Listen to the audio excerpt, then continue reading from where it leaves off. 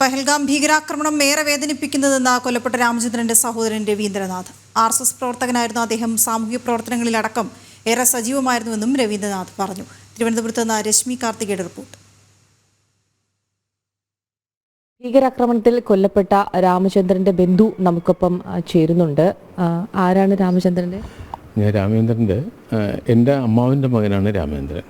ഞങ്ങളൊക്കെ ചെറുപ്പത്തിലേ തൊട്ട് കളിച്ച് ഒരുമിച്ച് വളർന്ന ആളുകളാണ്. ഈ മരണവിവരം എപ്പോഴാണ് അറിഞ്ഞത്? ഞങ്ങളൊരു 4 മണിയൊക്കെ ആയപ്പോഴാണ് ഇവർ അറിഞ്ഞത്. 4 മണി 4:30 ആയപ്പോഴത്തേക്ക് അവിടുന്ന് മോള് ചേട്ടനെ വിളിച്ചിരുന്നു. ചേട്ടൻ എടപ്പള്ളി തന്നെയാണ്. അപ്പോൾ വിളിച്ച് ഇങ്ങനെ പറഞ്ഞു, വലിയ ഇങ്ങനെ ഒരു പ്രശ്നം പറ്റിയെന്ന് പറഞ്ഞു. പക്ഷെ അമ്മ അറിയിച്ചിട്ടില്ല അതെന്നും പറഞ്ഞു. പിന്നെ ഇത് സ്ഥിരീകരിക്കാത്ത കാരണം, ഗവൺമെൻറ് തലത്തിൽ ഇത് സ്ഥിരീകരിക്കാത്ത കാരണം ആരോടും അതങ്ങനെ പ്രത്യേകിച്ച് പറഞ്ഞിരുന്നില്ല. എങ്ങനെയാണ് ഈ സംഭവം നടന്നതെന്ന് വല്ലതും പറഞ്ഞിരുന്നോ? അത് അവരിങ്ങനെ ഒരുമിച്ച് അങ്ങനെ പഹൽഗാമിൽ ചെന്നായിരുന്നു. ഇന്നലെയാണ് ഇത് മരണപ്പെട്ടത്. മിനിഞ്ഞാന്നാണ് ഇവിടുന്ന് പോയത്. ഹൈദരാബാദ് പോയി, ഹൈദരാബാദിൽ നിന്നാണ് അങ്ങോട്ട് എത്തിയത്. അപ്പോൾ വന്ന ഉടനെ ശ്രീനഗറിൽ താമസിച്ചിട്ട് പഹൽഗാമിലേക്ക് വണ്ടി എടുത്ത് പോയതാണ്. പഹൽഗാമിൽ ചെന്ന് ഏറ്റവും മനോഹരമായിട്ടുള്ള ആളുകളെ ടൂറിസ്റ്റിനെ അട്രാക്റ്റ് ചെയ്യുന്ന സ്ഥലമാണല്ലോ. അപ്പോൾ അവിടെ പോയി ആ പുൽത്തകടിയുടെ അവിടെ വന്നു കഴിഞ്ഞപ്പോൾ കാറിൽ തന്നെ രാമചന്ദ്രൻ്റെ വൈഫ് ഷീല കാറിൽ ഇരുത്തിയിട്ട് ബാക്കി എല്ലാവരും കൂടി കുതിരപ്പുറത്തൊക്കെ പോകാൻ വേണ്ടിയാണ് പുറത്തേക്ക് ഇറങ്ങി അങ്ങ് പോയത്. അപ്പോൾ ഷീലയ്ക്ക് കുറച്ചൊരു ഹാർട്ടിൻ്റെ ഒരു ചെറിയ പ്രശ്നമുള്ളത് കാരണം കുതിരപ്പുറത്തൊന്നും പോകണ്ട, അങ്ങനത്തെ ശാരീരിക പ്രശ്നമുള്ള കാരണം വേണ്ടെന്ന് വെച്ചിട്ട് അവിടെ ഇരുത്തിയതാണ്. അപ്പോൾ രാമചന്ദ്രൻ്റെ അടുത്ത് വന്നു കഴിഞ്ഞ് പെട്ടെന്ന് ആ കാടിൻ്റെ ഉള്ളിൽ നിന്ന്, അതിൻ്റെ ചുറ്റുമുള്ള പൈൻ ഫോറസ്റ്റ് ആണെന്ന് തോന്നുന്നു, അതിൽ നിന്ന് ചാടി ഈ ഭീകരർ വന്നു കഴിഞ്ഞിട്ട് പേരും വിവരമൊക്കെ ചോദിച്ചു, നാളൊക്കെ ചോദിച്ചു. ഹിന്ദു ആണ് എന്ന് തീർച്ചപ്പെടുത്തിയ ശേഷം, ഒരു മുസ്ലിം അല്ല എന്ന് ബോധ്യപ്പെട്ട ശേഷമാണ് വെടിവെച്ച് വന്നത്.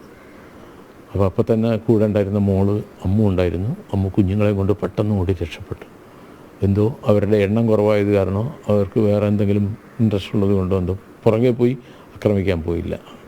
രാമചന്ദ്രൻ ഈ സാമൂഹ്യ പ്രവർത്തനങ്ങളിലൊക്കെ വളരെ സജീവമായിരുന്നു. വളരെ സജീവമായിരുന്നു. എനിക്ക് കൊച്ചുനാളിൽ തൊട്ടറിയാം.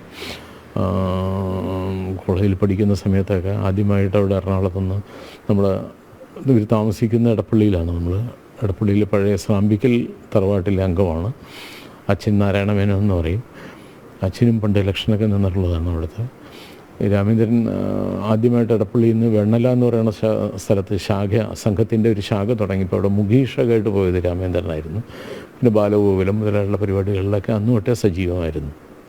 രാമചന്ദ്രൻ്റെ അമ്മയും ബാലഗോകുലത്തിൻ്റെ നമ്മുടെ അവിടുത്തെ ഒരു രക്ഷാധികാരിയൊക്കെ ആയിരുന്നു. അപ്പോൾ അന്ന് തൊട്ടേ സംഘപ്രസ്ഥാനങ്ങളുമായിട്ട് വളരെ ബന്ധപ്പെട്ടിരുന്നതാണ്. അത് കഴിഞ്ഞ് പഠിത്തമൊക്കെ കഴിഞ്ഞ് ഗൾഫിലേക്ക് പോകേണ്ടി വന്നു. ജോലിയായിട്ട് അങ്ങോട്ട് പോയി. അത് കഴിഞ്ഞ് തിരിച്ചു വന്ന് വീണ്ടും അവിടെ സെറ്റിൽ ചെയ്തതാണ്. ഇപ്പോഴും എടപ്പള്ളിയിൽ തന്നെ. രാമചന്ദ്രൻ സംഘപ്രവർത്തകനായിരുന്നു. മാത്രമല്ല സാമൂഹ്യ പ്രവർത്തനങ്ങൾ ഉൾപ്പെടെ വളരെ സജീവമായിരുന്ന ഒരു വ്യക്തിത്വമായിരുന്നു.